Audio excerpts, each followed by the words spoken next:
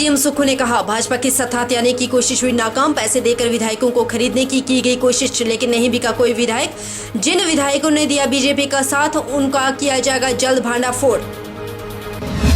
मंत्री विक्रमादित्य का बड़ा बयान, सरकार के 1 साल के कार्यकाल से नाखुश। 6 विधायकों के बाद मंत्री विक्रमादित्य ने खोला मोर्चा। विक्रमादित्य सिंह ने मंत्रिमंडल से दिया इस्तीफा। पूर्व सीएम वीरभद्र सिंह की प्रतिमा न लगाने पर हुए भावुक। सरकार को जितना ड्रामा करना है कर ले, ज्यादा देर सुक्खू का ड्रामा नहीं चलने वाला। हिमाचल की विधानसभा में विपक्षी 15 विधायकों को निलंबित करने पर पहली बार हुआ ऐसा। सरकार को बचाने के लिए किया गया है सारा ड्रामा। और लोकसभा चुनाव से पहले हिमाचल की राजनीति में एक मचा घमासान। बदलता सियासी घटनाक्रम प्रदेश के हित में नहीं। नेताओं का उद्देश्य स्वार्थ की भावना से ऊपर उठकर समाज सेवा होना चाहिए। सियासी घटनाक्रम पर जनता ने दी अपनी प्रतिक्रिया। नमस्कार, आप देख रहे हैं HP 24/7। मैं हूं आपके साथ परी शर्मा। शुरुआत करते हैं सियासी घमासान से। बीजेपी ने जिस तरह से CRPF पुलिस लगाकर हरियाणा पुलिस और हेलीकॉप्टर भेजकर सत्ता हथियाने की कोशिश की, आज वो कोशिश नाकामयाब हुई। पिछले दिनों भी जिन विधायकों को खरीद फरोख्त की बात हुई है और कुछ प्रलोभन उन विधायकों को दिए गए हैं, तभी वो बिके हैं। मैं ये दावे के साथ कह सकता हूँ, ये दावा हम नहीं कर रहे, बल्कि ये दावा कर रहे हैं सूबे के मुखिया सुखविंदर सिंह सुक्खू। उन्होंने कहा कि लोकतंत्र में आज हमारी जीत हुई है और जिन लोगों ने सरकार को गिराने की कोशिश की गई, उनका जल्द से जल्द हम भांडाफोड़ करेंगे। वहीं उन्होंने विक्रमादित्य सिंह के इस्तीफे को लेकर कहा कि विक्रमादित्य सिंह ने गुस्से में आकर इस्तीफा दिया है, लेकिन उनका इस्तीफा स्वीकार करने का कोई औचित्य ही नहीं बनता। उनकी जो नाराजगी है उसे हम दूर करेंगे। भारतीय जनता पार्टी ने जिस प्रकार के षड्यंत्र रचकर CRPF पुलिस लगाकर, हरियाणा पुलिस लगाकर, हेलीकॉप्टर भेजकर जिस प्रकार से सत्ता को हथियाने की कोशिश की, आज वो कोशिश नाकाम हुई है। पिछले दिनों भी जिन विधायकों की खरीद फरोख्त की बात थी और ये पता लगा, और मैं दावे के साथ कह सकता हूँ कि जिस प्रकार से उन्होंने प्रलोभन दिया होगा, उसके कारण कुछ विधायक बिके हैं और हमने उनके खिलाफ डिस्क्वालिफिकेशन मोशन भी लाया है और जिसकी सुनवाई चल रही है। मैं एक बात और कहना चाहता हूँ,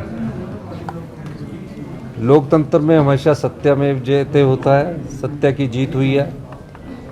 सभी हमारे जितने भी विधायक थे, उन्होंने आज बजट पारित किया। मैं इसके लिए सभी का बहुत बहुत धन्यवाद करना चाहता हूँ।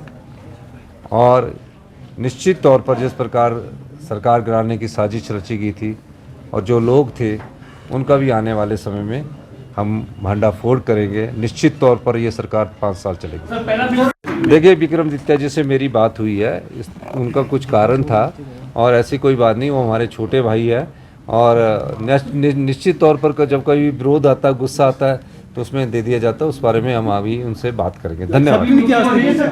देखिए, विक्रमादित्य का इस्तीफा स्वीकार करने का कोई औचित्य ही नहीं है, इसलिए आप ये कहना कि विक्रमादित्य जी ने का इस्तीफा स्वीकार कर लिया गया है, ऐसी कोई बात नहीं है।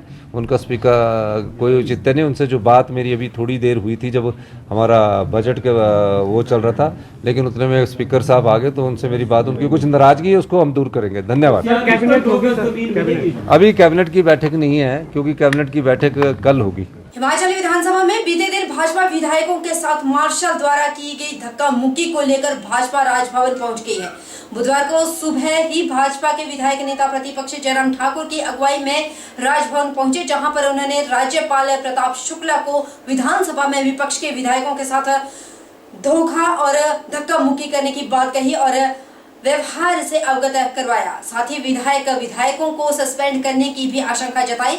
साथ ही बजट के लिए डिवीजन ऑफ वोट की भी मांग की। जयराम ठाकुर ने कहा कि बीते दिन विधानसभा में बेवजह सदन को स्थगित किया गया और जब बात करने के लिए विधानसभा अध्यक्ष के पास पहुंचे तो मार्शल ने उनके साथ धक्का मुक्की की और उन्हें अंदर जाने से रोका, जो दुर्भाग्यपूर्ण है। उन्होंने कट मोशन पर डिटेल हिंदी वोटिंग होनी थी, लेकिन बेवजह सदन को स्थगित किया गया।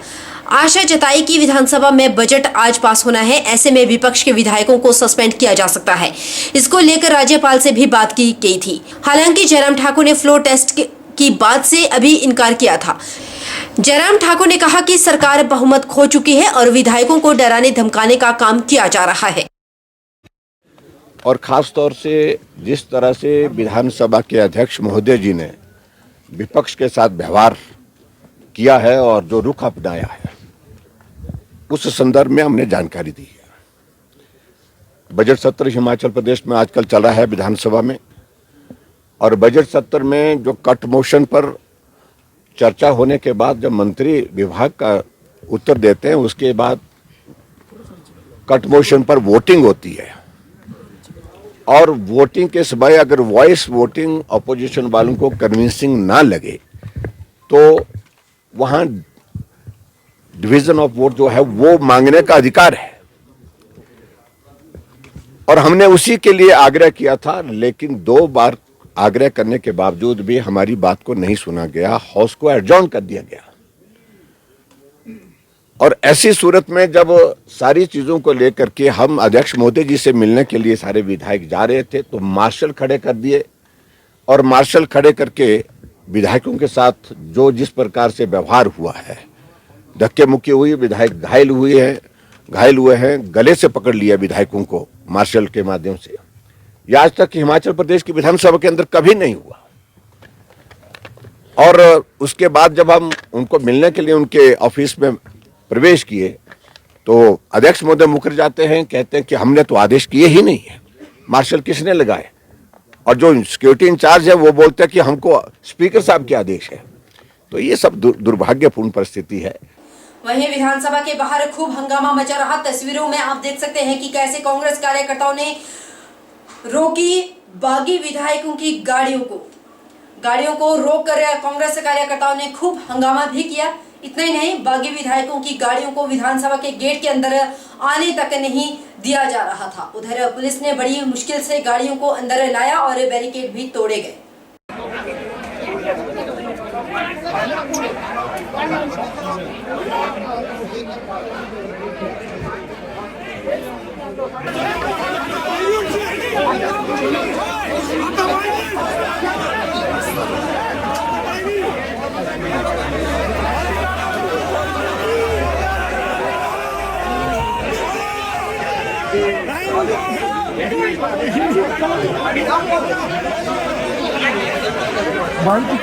मुख्यमंत्री सुक्खू ने उस वक्त इस्तीफा देने की खबरों पर विराम लगा दिया जब मुखिया ने मीडिया के सामने आने के बाद कहा कि मैंने कोई भी इस्तीफा नहीं दिया, मैं योद्धा हूं, एक ऐसे परिवार से संबंध रखता हूं जहां पर परिस्थिति से लड़ने के लिए हम हर वक्त तैयार रहते हैं। वहीं उन्होंने बीजेपी पर भी निशाना साधते हुए कहा कि बीजेपी के कुछ विधायक हमारे संपर्क में हैं, बीजेपी के लोग अच्छे कलाकार हैं और अच्छे अभिनय कर लेते हैं। साथ ही उन्होंने कहा कि वो पूरे 5 साल में सरकार चलाएंगे। पहले तो मैं ये स्पष्ट कर देना चाहता हूँ कि कुछ मीडिया हाउस में ये खबर चल रही है कि माननीय मुख्यमंत्री जी ने इस्तीफा दे दिया। मैंने कोई इस्तीफा नहीं दिया है। मैं एक योद्धा हूँ, आम परिवार से निकला हुआ योद्धा लड़ाई में संघर्ष करता है और जीत संघर्ष की होती है। तो ये बात मैं आज स्पष्ट तौर से करना चाहता हूँ। जो ये प्रोपोगंडा कर रहे हैं कि ये जो बजट है, बजट सेशन में जो विधायकों को बरगलाने की बात कर रहे हैं, वो इस बात का ध्यान रखे। हम बजट में अपनी मेजॉरिटी को साबित करेंगे और जब हमारी मेजॉरिटी साबित होगी, निश्चित रूप पर भारतीय जनता पार्टी ये जानती है कि जो विधायक थे वो उसमें से कुछ विधायक हमारे संपर्क में हैं और जो राजनीतिक लाभ उठाने के लिए कुछ लोग हैं, वो राजनीतिक लाभ भी नहीं उठा पाएंगे। ये मैं स्पष्ट कर देना चाहता हूँ। कांग्रेस पार्टी की सरकार 5 साल चलेगी। आम आदमी की सरकार है, कर्मचारी की सरकार है और महिलाओं के सम्मान की सरकार है। भारतीय जनता पार्टी जिस प्रकार का बर्ताव इस सदन में कर रही है वो उचित नहीं है और मैं आपको ये आश्वासन देना चाहता हूँ, हमारी सरकार पूरे 5 साल चलेगी। कोई राज्यसभा के वोट के बाद जो हमारी अभी स्थितियां हैं वहाँ हमारी मेजॉरिटी है और ये भी ना सोचे कुछ उनके साथ के विधायक भी हमारे संपर्क में हैं। तो निश्चित तौर पर मैं ये दावे के साथ कह सकता हूँ कि भारतीय जनता पार्टी जो ड्रामा करना चाह रही है कर रही है और उस ड्रामे को वो अच्छा निभा रही है और अच्छे कलाकार हैं। बहुत बहुत सर इस्तीफे की ये कौन फैला रहा है ये इस्तीफे की? ये मुझे समझ नहीं आया। मेरे को तो अभी फोन आया क्योंकि मैं तो विधानसभा की कार्रवाई बैठा हुआ था ऊपर स्पीकर के कमरे में, और डेढ़ दो महीने से ये 1.5-2 घंटे से ये न्यूज चल रही कि मुख्यमंत्री जी ने इस्तीफा दे दिया।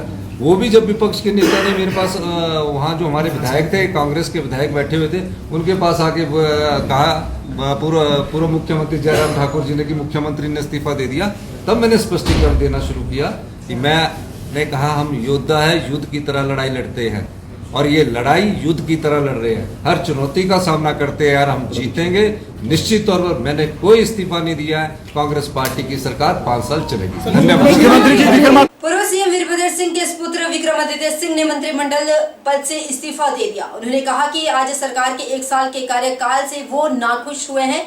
1 साल में जो व्यवस्था रही, सरकार विधायकों की अनदेखी की गई, आज उसी की वजह से ये स्थिति पैदा हुई है। ये लगातार कांग्रेस आला कमान के समक्ष भी कई बार परिस्थिति को उठाया गया था, लेकिन आला कमान ने भी कोई हल नहीं निकाला। पीडब्ल्यूडी मंत्री के पद पर तैनात विक्रमादित्य सिंह ने मंत्रिमंडल पद से इस्तीफा दे दिया। उन्होंने कहा कि इस तरह की प्रदेश में कांग्रेस सरकार की स्थिति से वे काफी दुखी हैं।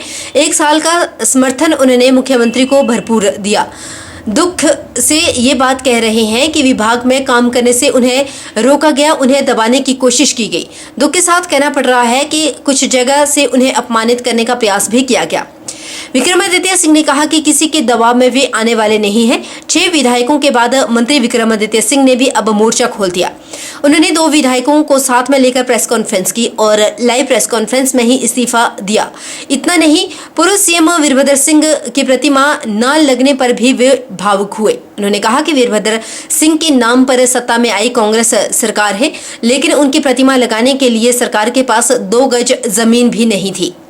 के साथ ये मैं कहना चाहूँगा कि जिस व्यक्ति का नाम लेकर कांग्रेस पार्टी की सरकार हिमाचल प्रदेश के अंदर बनी, 1 साल के अंदर जो मुगल सल्तनत के आखिरी शहंशाह थे बहादुर शाह जफर, उनकी एक लाइन है कि कितना है बदनसीब जफर दफन के लिए, 2 गज जमीन भी ना मिली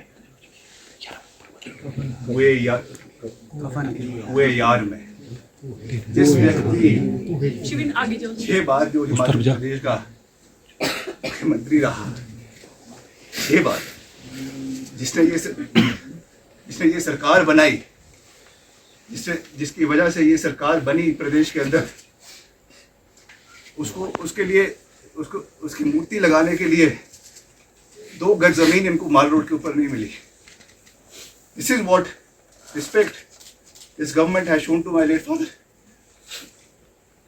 इस तरीके की जो चीज हुई है, हम इमोशनल लोग हैं, इमोशनल। पद से हमें कोई लेना देना नहीं है। हमको ये कोई लेना देना नहीं है कि सरकार रहती है कि नहीं रहती है, हम पद पे रहते हैं कि नहीं रहते हैं, मगर एक रिगार्ड, एक रिस्पेक्ट जो होनी चाहिए थी। बारी बारी बोलने के बावजूद जो चीज़ ये नहीं कर सके, ये बहुत दुर्भाग्यपूर्ण है।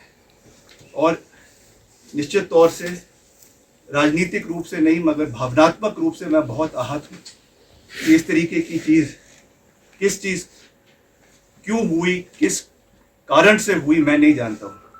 और पार्टी हाईकमान को इसके बारे में कहने के बावजूद भी ये चीज़ें नहीं हो पाई, ये दुर्भाग्यपूर्ण है। इसके बारे में हाईकमान को देखना चाहिए। एक और सीएम के इस्तीफे को लेकर जयराम ठाकुर ने सलाह दी कि आपके पास बहुमत नहीं है, आपको इस्तीफा दे देना चाहिए इससे पहले कि आपको पार्टी से बाहर धक्के मार के निकाल दिया जाए। लेकिन उन्होंने कहा कि सरकार को जितना ड्रामा करना है वो कर ले, ज्यादा देर सुक्खू का ड्रामा चलने नहीं दिया जाएगा। ये पहली बार हुआ कि हिमाचल की विधानसभा में विपक्ष के 15 विधायकों को एक साथ निलंबित किया जाता है और ये सिर्फ और सिर्फ सरकार को बचाने के लिए सारा ड्रामा रचा गया। नेता प्रतिपक्ष ने कहा कि उन्हीं के मंत्री विक्रमादित्य ने आज त्याग पत्र दिया। किस तरह के हालात सरकार के अंदर है, इसी बात से पता चल सकता है। पास करने के लिए इनके रिक्वायर्ड नंबर जितना होना चाहिए तो उतना नहीं है, और इस कारण से यही कर रहे हैं कि ये हिमाचल प्रदेश की विधानसभा में विपक्ष के 15 सदस्यों का निलंबन करना बेवजह, ये पहली बार हुआ। सरकार बचाने के लिए निलंबन किया गया है। ये कहा जा रहा है कि मुख्यमंत्री ने भी रिजाइन कर दिया। कहा जा रहा है और मुझे लगता है कि रिजाइन मैंने कोई रिजाइन नहीं दिया है और जो विपक्ष है वो ड्रामे कर रहा है, इस तरह के। मैं इतना कहना चाह रहा हूँ, अब ड्रामा उनका खत्म है, मुझे उस सारी चीज को कुछ नहीं कहना है। अब बने रहिए, अगर बहुमत है आपके पास। मैं मुख्यमंत्री जी के प्रति व्यक्तिगत रूप से कभी कुछ नहीं कहता हूँ। लड़ाई कुछ और तरह की है। इस बात को लेकर के हम कह रहे हैं कि आपके पास बहुमत नहीं है, और जब नहीं है तो आपको छोड़ देना चाहिए। इससे पहले पार्टी आपको निकाले दावा करेगी 5 साल तक चलाएंगे वो। तो आप चलते रहेंगे, आप देखेंगे भला किस प्रकार से वो दावे। तो विक्रमादित्य ने आज उनके मंत्रिमंडल से त्याग पत्र दे दिया।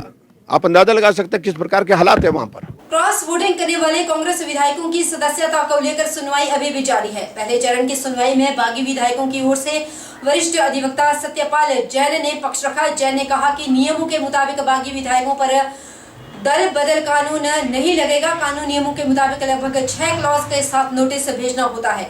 नोटिस रिप्लाई के लिए 1 हफ्ते का समय मिलता है। जैन ने कहा कि नियमों के मुताबिक मिलने वाला समय मांगा गया है। इसको लेकर अब विधानसभा की कार्रवाई के बाद पुनः सुनवाई होगी। हालांकि 2 बजे से सदन की कार्रवाई फिर से शुरू हो गई थी। को शोकाज नोटिस जारी किया गया है। उनकी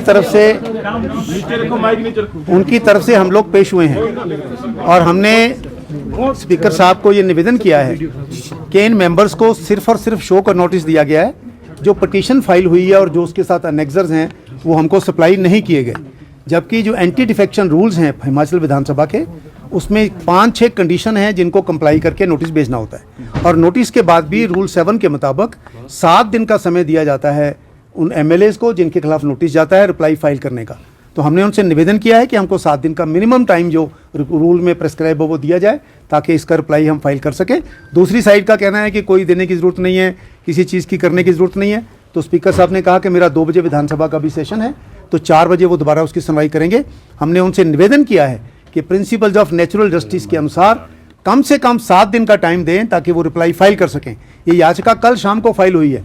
उनको नोटिस सिर्फ पेश होने का गया है, याचिका की एनेक्सर्स की कॉपी नहीं दी गई है। तो 4 बजे फिर दोबारा सुनवाई होगी अभी, और 4 बजे हम अपनी बात वही कह रहे हैं कि हमको कम से कम 1 हफ्ते का समय दिया जाए ताकि हम अपनी बात कह सकें।